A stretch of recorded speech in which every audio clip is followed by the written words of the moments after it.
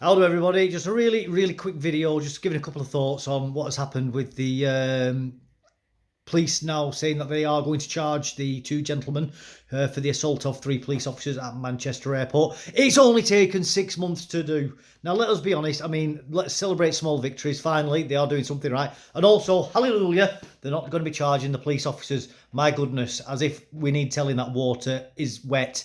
Crazy. Absolutely crazy that it's taken this long. As I said in my video yesterday, if Ugly Dave here had committed a very similar crime in an airport like that, I would have been immediately arrested. I would have been charged within 24 hours, and I'm telling you now, within a week, I would have stood trial and I'd be in prison. My feet wouldn't even, it'd be so swift, my feet wouldn't touch the floor from Manchester Airport to my cell.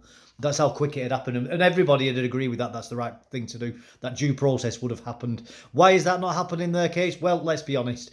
There was I would say, very deceptive release of the footage from Manchester Airport originally by, I believe it was the family of the two gentlemen, possibly by the gentlemen themselves, only showing the police officer kicking one of them in the head. Then there was also the release of the footage from the airport, which I do agree, by the way, with. Now, I believe the courts may frown upon that, and the police may frown upon that footage being released from the security cameras from Manchester Airport. But up until that footage was released, we had multiple MPs and news organisations absolutely castigating the police and trying to drag them over the coals. Whereas to anybody with half a brain between their ears would understand that police in an airport aren't going to start kicking people in the head for no good reason. Let's be honest, I mean, you could say that maybe a Bobby on the street who's walking around at night and may have ill intent towards certain groups, because let's be honest, the police, as it is a force which is allowed to use certain degrees of violence in its work, is going to sometimes attract bad people. That's the reality of it. It's why they have processes to try and root those people out, because they understand that that is a negative side of policing,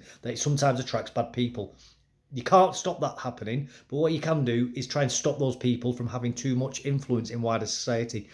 Well, the thing is, though, is yes, like in the example I gave, a police officer who's out on the streets at night where there's not many witnesses about can, to some extent, abuse his power or her power. There is a possibility, or if they're doing a traffic stop or whatever. But when you're talking about a police officer who's in the middle of a very busy airport where there's cameras everywhere and hundreds of people, sometimes thousands of people surrounding them and all watching them, that is not, even the most stupidest police officer is not going to push the luck in abusing the power in a place like that. The madness, from my opinion, is that those police officers didn't shoot the two men. And I absolutely would have no problems whatsoever with somebody engaging in that behaviour, attacking police officers in an airport, being shot dead. That is my personal opinion on that. And I think if that had happened in any other country in the world other than the UK, they absolutely would have been shot dead. And in fact, I believe that sort of behaviour wouldn't happen in any other airport in the world, because people fully understand that in any other airport in the world, you will get shot for that kind of behaviour. And it is mad that the police in our country do not shoot people in airports when they engage in such blatant displays of violence. Never mind just against the police, but anybody fighting in an airport like that should be shot. That should be non-negotiable, including to the police serving in the airport. When somebody in an airport is engaged in serious violence, they should be shot. No questions asked. And the police should be immune from any prosecution if the people they shoot were engaged in clear violence. That should be a non-negotiable thing. Airport security, in my opinion, is comparable to that of a nuclear site.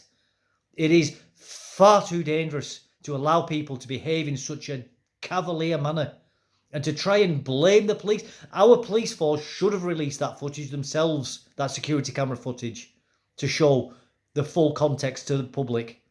It is insane that they didn't do that. Obviously, I can't talk too much about the case itself. I'm only discussing what's already been publicly discussed before this arrest has happened. Everything I'm saying here is things that I've already said or other people have already said. So I'm not adding anything new to the conversation. I'm not giving any opinions on the process itself. I just think it's crazy that it's taken 6 months for it to get to this point. And let's be honest, part of the problem here will be the intimidation factor. That we have, and I do believe, this is my personal belief, I have no evidence to back this up, but I do believe that this has taken so long to get to here because I do believe that they will have been weighing up the consequences of the sentencing and not sentencing both parties. I do believe, had there not been the Southport riots after the Southport massacre, that these men may not have actually got charged. And I do believe that in a different alternate reality, that those police officers may have been charged themselves. Now, I don't justify that. I'm not celebrating that fact, and I find it very saddening that such extreme violence was had to have been done to bring about this true form of justice happening in our society. It shouldn't take people rioting on the streets to make real justice come to the forefront of reality.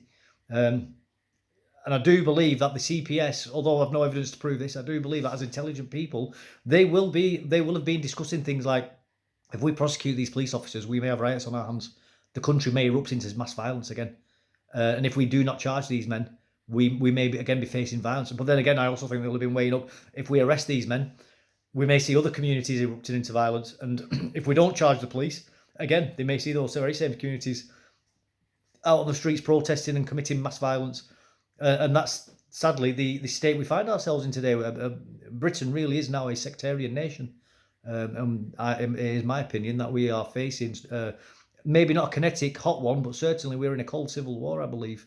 That is my own personal opinion as I look at the state of community cohesions in the country. And I do think that we are sort of at least starting to approach the precipice of balkanisation in Britain. And I find it very, very saddening. Anyway, just a few thoughts on it. I'm going to leave it at that. Please do put your comments below whether you agree with me or you don't. If you found my points of view interesting, even if you don't agree with them, or at least something different and something refreshing, please do like and subscribe. But as I've just said, please do put comments below. I love reading them and I love interacting with everything that people say. Thank you for your time. Take care and goodbye.